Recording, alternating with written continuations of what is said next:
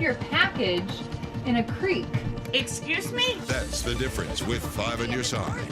That's coverage you can count on. Interchangeably, but at least you have been watching an NBC News special report on the breaking news out of Manhattan. Former President Donald Trump pleading not guilty. WRAL News at 4 starts now with complete coverage on this story. Thanks for joining us. I'm Dan Haggerty.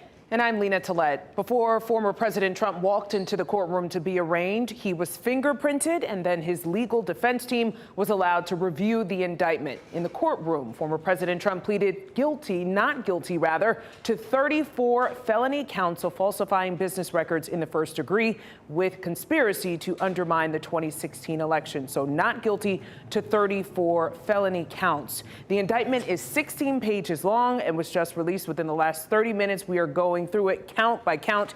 We're expecting to hear from the Manhattan District Attorney Alvin Bragg momentarily, where reporters will be able to ask questions about this case. We also know tonight Mr. Trump is expected to deliver his own remarks at his Florida estate, Mar-a-Lago. Mark Boyle is in the WRAL Live Center monitoring all of the action. We know the former president is now headed to his plane. Is that correct, Mark? Looks like they are on airport property there behind me. Lena, live pictures coming in from New York City. These aerials give us the best vantage point on exactly where the former president's motorcade is. And the shot of Trump's plane has not come into these live pictures here. It will in just a moment. So all of the hearing just wrapping up a short time ago. A quick drive to LaGuardia. The former president will head back to Palm Beach this evening. We're expecting to hear from him later tonight in reaction to the arraignment this afternoon. On your screen right here, this is a new statement from the Manhattan District Attorney. Manhattan is home to the country's most significant business market. We cannot allow New York businesses to manipulate their records to cover up criminal conduct. It goes on to say, as this office has done time and time again, we today hold our solemn responsibility to ensure that everyone stands equal before the law. Back live in the Live Center, we'll show you exactly what we're seeing right now as we come on the air, coming up now on 4:02. We're waiting for the president and his crew to get out of that motorcade to walk up. Say that again, Noah. All right, we're going to stay with the shot so you can see what we're seeing as we come on the air here at the top of the newscast. As we are now watching former President Donald Trump right there. He's going to walk up the steps onto his plane. Later this evening, it's around the 8 o'clock hours when we're expecting to hear from him at Mar-a-Lago. And he will continue to talk about what happened today. We've also heard just a short time ago from his attorneys right out in front of that Manhattan courtroom. A lot of work has gone into this afternoon. There are talks about what's next in this process. We're being told the next in-person hearing is not going to be for several months, or it's actually not until December. However, there can be motions that happen before. While we're monitoring this right here, I want to play out this soundbite. It's about 30 seconds in length. It just happened. These are Trump's attorneys right outside that courthouse. Take a listen. How was he doing? Trump's reaction was when he saw the charges against him.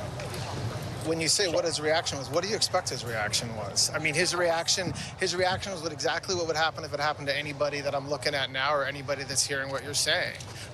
He's frustrated, he's upset, but I'll tell you what, he's motivated, and it's not going to stop him, and it's not going to slow him down, and it's exactly what he expected, and so to that extent, there's no surprise. But he's also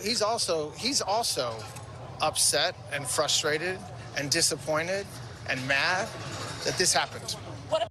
Those comments from his attorneys, we're going to hear more of that from the former president.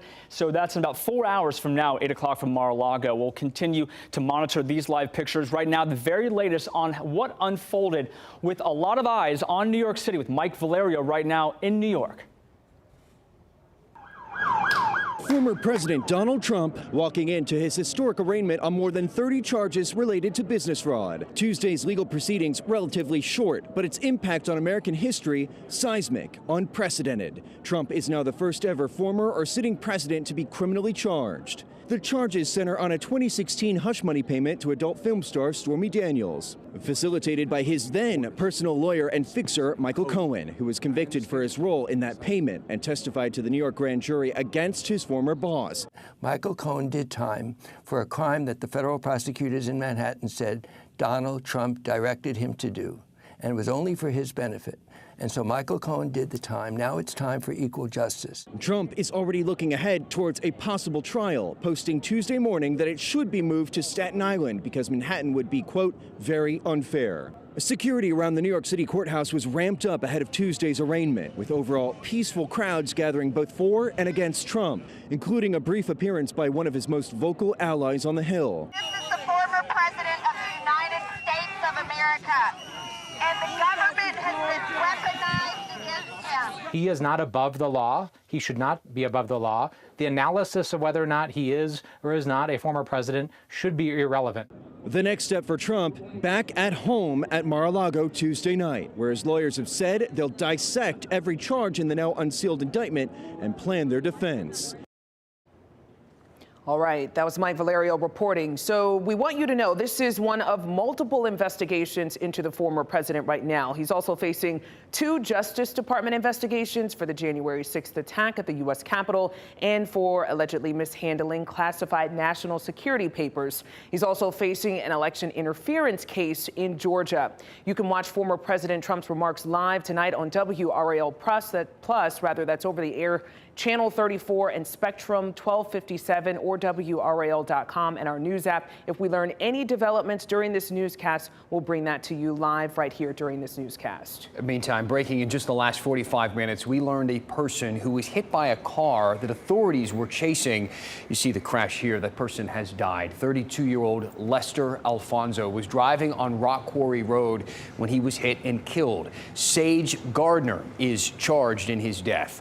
Highway Patrol says they attempted to pull Gardner over on the Beltline when he took off, eventually getting off on Rock Quarry Road, where he collided with Alfonso's car. Gardner is facing a slew of charges, including felony hit and run and reckless driving. This is current Johnston School Board member Ronald Johnson smiling in his mugshot this morning before facing a judge. The former Smithfield detective had a bond hearing on 5 charges. WRAL's Chelsea Donovan shows us what happened inside the courtroom. The former longtime Smithfield police detective and current school board member actually turned himself in this morning to a magistrate. He